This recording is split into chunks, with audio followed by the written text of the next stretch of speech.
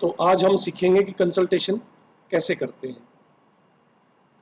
ई संजीवनी HWC में consultation कैसे की जाती है आज हम सीखेंगे। तो इसमें हमने साइट पे लॉगिन करना है और जब ये लॉगिन स्क्रीन आ जाए आपके सामने तो आप इसमें अपना यूज़र नेम डालेंगे। जैसे मैंने CDEC-CHO डाला और फिर मैं अपना पासवर्ड और फिर सिक्योरिटी चेक करूँगा। ये सिक्योरिटी पास करनी पड़ेगी मेरे को, और ये जब मैंने पास कर दी तो मैं अपने अकाउंट में लॉगिन हो गया और ये मेरा डैशबोर्ड है। अब क्या करेंगे कि हमने 3 स्टेप में ये काम पूरा करना है कंसल्टेशन का, कि किस तरह से कंसल्टेशन होगी ये 3 स्टेप में बताऊंगा। पहला है रजिस्टर न्यू पेशेंट। तो यहाँ पे पेशेंट का नाम डालना है, जैसे Pankaj Trikha, then his father name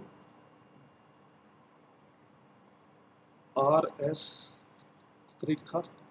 and एक चीज़ आपने दिमाग में रखनी है कि हम क्या करेंगे, ये जो मैंडेटरी फील्ड है जहाँ पे रेड स्टार लगे हैं वो मैंडेटरी फील्ड है, उनमें डिटेल डालनी ही डालनी पड़ेगी। जैसे एज आपको डालनी ही डालनी पड़ेगी, ठीक है। तो हम एज डाल देते हैं, मंथ, ईयर और मंथ मैंने सेलेक्ट कर लिए। फिर ये मैंडेटरी नहीं है, ये अगर नहीं भी डालना चाहें तो चलेगा, ये भी अगर नहीं डालना चाहें तो चलेगा। Marital status, mobile number, email ID patient का जरूरी नहीं है। फोटोग्राफ भी उसकी अगर नहीं डालते हो तो जरूरी नहीं है, डाल दो तो बेटर है, ठीक है। फिर ये हमने जेंडर सेलेक्ट करना कंपलसरी है। यहाँ पे विलेज या कोई भी आप विलेज जैसे ABC आपने डाल दिया, ये विलेज डाल दिया, ठीक है। अब सेलेक्ट कर लिया आपने अपना स्टेट, फिर आपने डिस्ट्रिक्ट सेलेक्ट कर लिया, नियरेस्ट सिटी या विलेज आप यहाँ सेलेक्ट करेंगे। यहाँ पे आप पिन कोड डालेंगे और रजिस्टर पे क्लिक करेंगे तो ये पेशेंट रजिस्टर सक्सेसफुली।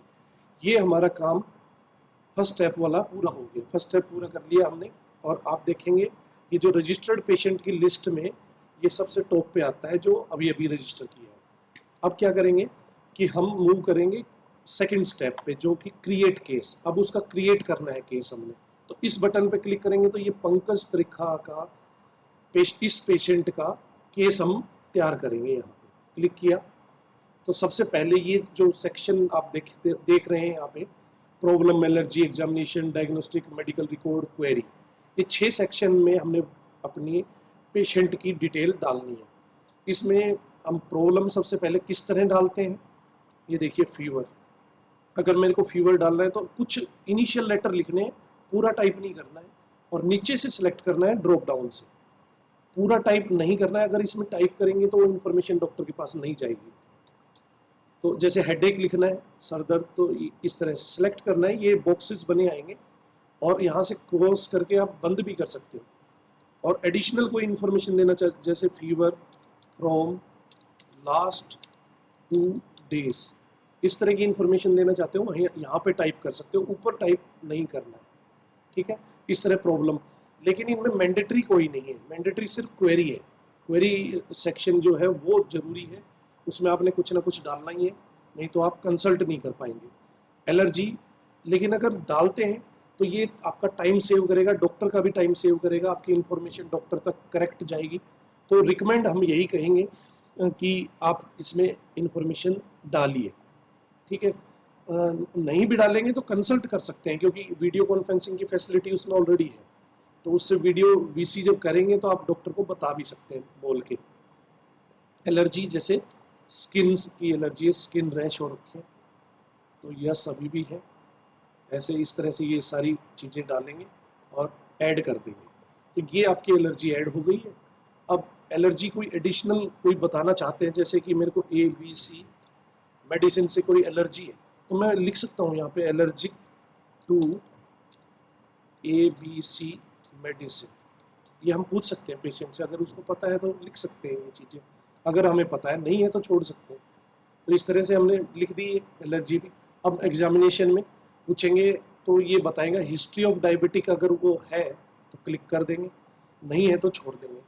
स्मोकिंग भी करता है तो टिक कर देंगे। अल्कोहल को कहता मैं नहीं, दारू नहीं मैं पीता, तो इसको नहीं, छोड़ देंगे। अब वो पेल कलर जैसे एक्स्ट्रा इंफॉर्मेशन अगर आपने देनी है, उसकी फिजिकल कंडीशन देखने से जो आपको लग रही है, जैसे अनेबल टू स्टैंड, खड़ा नहीं हुआ जा रहा, ठीक है, ये इस तरह की इंफॉर्मेशन आप यहाँ दे सकते हैं। डायग्नोस्टिक में जैसे कि ब्लड प्रेशर दे दिया, हाइट, वेट, टेम्परेचर, इस तरह की चीज़ हम इसको मैनुअली एंटर कर सकते हैं। जैसे कि ये हाइट मैंने डाल दी, ये डाल दी, टेम्परेचर डाल दिया, वेट भी डाल दिया, इस तरह से, ठीक है। तो ये डिटेल मैंने भर दी। अब मैं रिकॉर्ड में जाता हूँ, मेडिकल रिकॉर्ड कोई अपलोड करना है, जैसे कि मेरे को कोई उसकी प्रिस्क्रिप्शन है, लैब रिपोर्ट है, वो मैंने डाल दी पीडीएफ में, या मेरे पास उनका अल्ट्रासाउंड है मैंने डाल दिया, या फिर उनका एक्सरे है मेरे पास, जिससे इस तरह से मैंने डाल दिया। अब मैं इसमें क्वेरी सेक्शन में एंटर करूँगा, please guide about the treatment, कि मेरे को ट्रीटमेंट के बारे में गाइड करिए, हम ये डॉक्टर से क्वेरी। अब मेरा सेकंड स्टेप यहाँ तक पूरा हो जाता है, ठीक है, मैंने इन्फॉर्मेशन डाल दी है। अब हम थर्ड स्टेप की तरफ मूव करेंगे।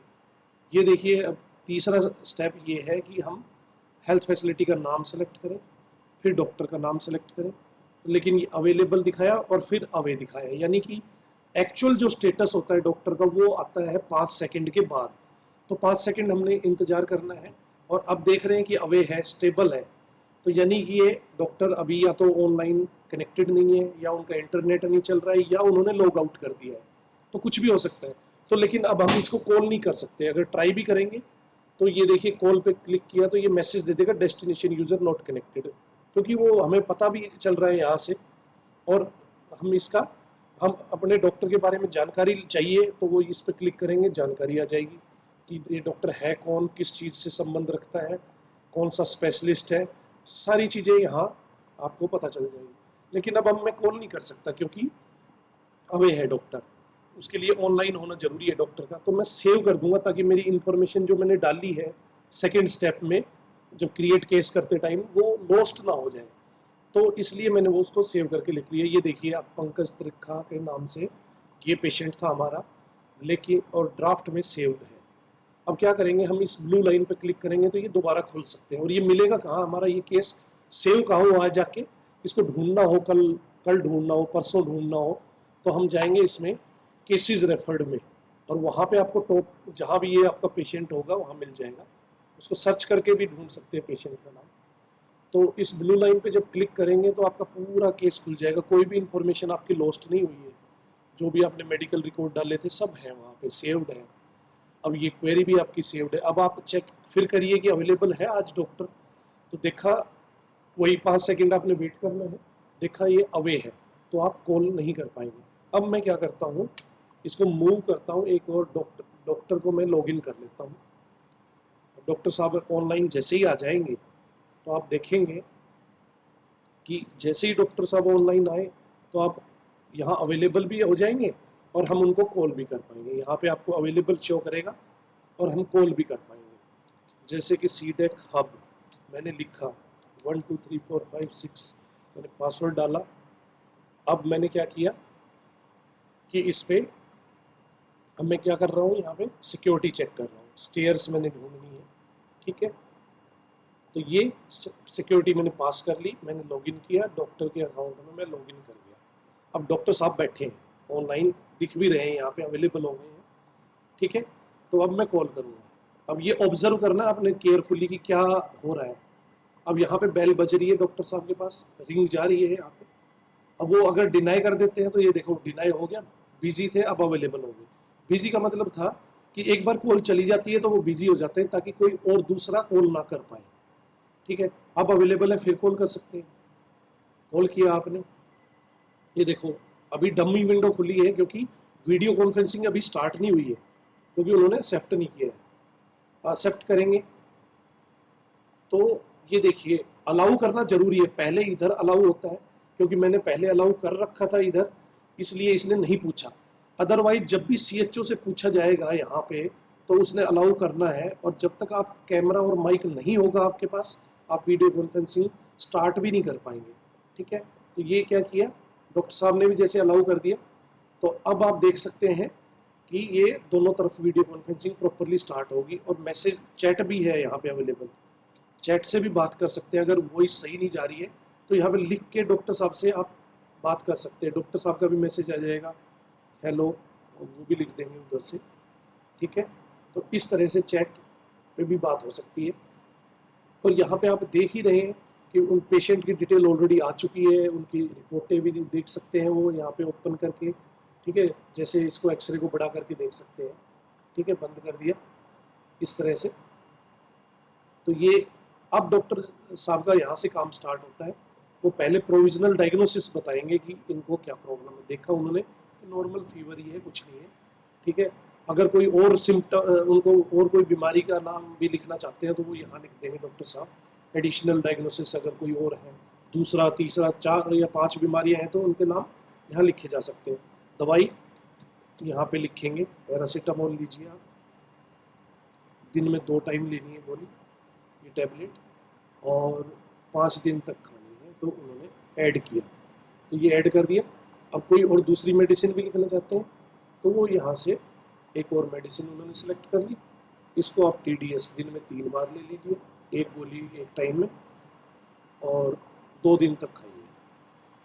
तो ये भी ऐड कर दी इन्होंने।